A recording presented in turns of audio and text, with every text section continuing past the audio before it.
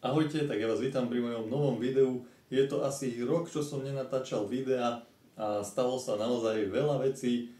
Napríklad, čo sa týka YouTube, tak v podstate mi bola zrušená tá licencia YouTube Partners, takže ja som vlastne prišiel o možnosť speňažovať videá. To bol taký hlavný dôvod, prečo som potom postupne upustil od toho, že som vlastne nenatáčal ďalšie videá. No a aj keď som počas toho roku nejaké 2, 3, 4 videá síce nahral, bolo to len tak, aby som si proste ešte osviežil tú svoju pamäť a prispel aj vám nejakými tými novými modelmi. No a ja som toto video teda nazval Nový začiatok, pretože chcem sa opäť dostať späť do toho YouTube, pokračovať s natáčaním, preto tu mám pripravené aj tieto krabice, pretože mňa to zberateľstvo neopustilo, akurát som proste nemal čas venovať sa natáčaniu videí a dúfam, že sa teda opäť do toho postupne vrátim. Takže balíčky mi chodia, ja som samozrejme tie modely stále nakupoval, aj keď som časť zbierky predal.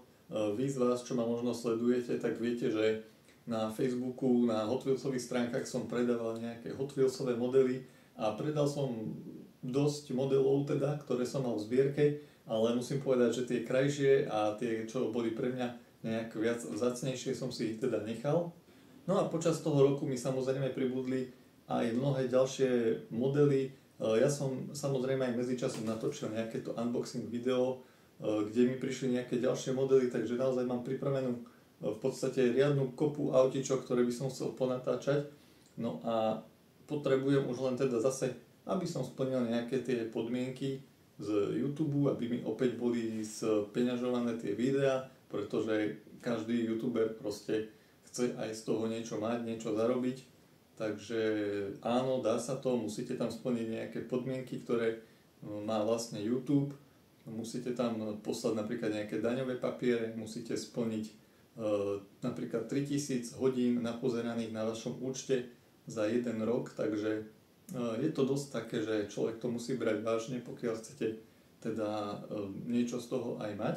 No a čo sa týka ešte takých zmien, tak som zmenil vlastne kameru, vymenil som starý Panasonic Lumix, ktorý som používal na natáčanie a momentálne natáčam na mobilnom telefóne Xiaomi, takže som zvedavý, ako sa zmení napríklad kvalita videí, pretože čo som zatiaľ skúšal natáčať nejaké videá, tak to bolo oveľa lepšie, čo sa týka aj farby, aj zaostrovania, aj celkovo tá kvalita videa bola oveľa lepšia, takže ja dúfam, že aj vy oceníte takisto aj toto vylepšenie.